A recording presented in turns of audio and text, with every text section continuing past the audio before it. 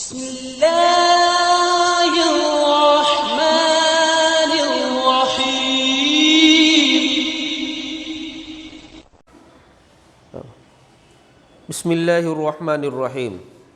आज मुरक्कबात में आगे सबक होगा आइन का, और आइन की शक्ल ज़्यादा है। ये जो हमने सीखा था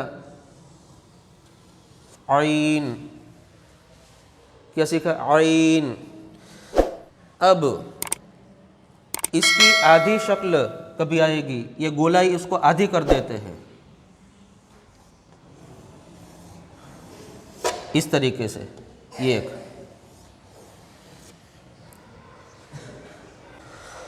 ये क्या लिखा? ये नीचे क्या लिखा है? और जब ये आइन को साथ में लिखना होगा शुरू में,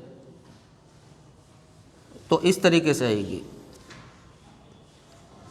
ये क्या हो गया? आइन। अब आइन की दूसरी शक्ल,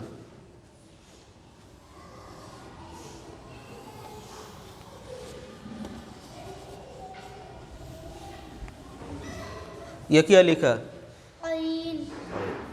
जिस तरीके से पूरी थी तो इस तरीके से ये पूरा आएगा, इस तरीके से आइन। अब फिर इसकी आधी शक्ल आएगी, देखो इस तरीके से। ये गोले आधी कर देंगे। ये क्या हो गया? अब इसको बीच में लिखेंगे, शुरू में नहीं। शुरू में तो ये आएगी,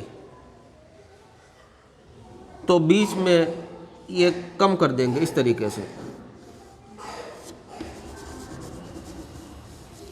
ये क्या हो गया? तो ये आइन की टोटल 6 शक्लें हुई। कितनी हुई? 6। अब इसी पर एक नुक्ता लगा देवे तो ये क्या हो जाएगा? जोर से बोलो। गैन। ये क्या है? इस पर नुक्ता लगा देवे तो ये क्या है? इस पर नुक्ता लगा देवे तो ये क्या है? इस पर नुक्ता लगा देवे तो।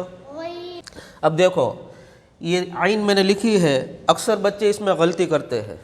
क्या आइन को कभी हमज़ा समझने लगते हैं, तो हमज़ा और आइन में फ़र्क किया है। देखो,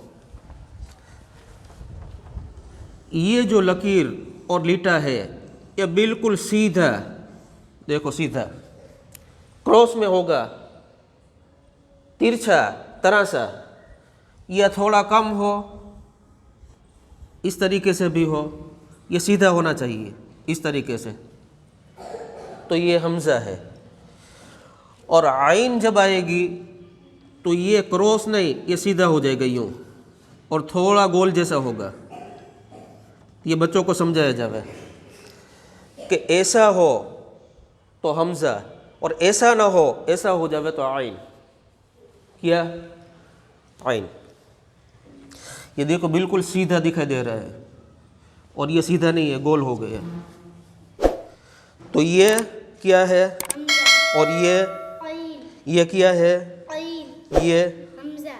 तो इसका बराबर फ़र्क किया जाए और कराया जाए बच्चों को, तो इसमें बच्चों को समझने में आसानी रहेगी।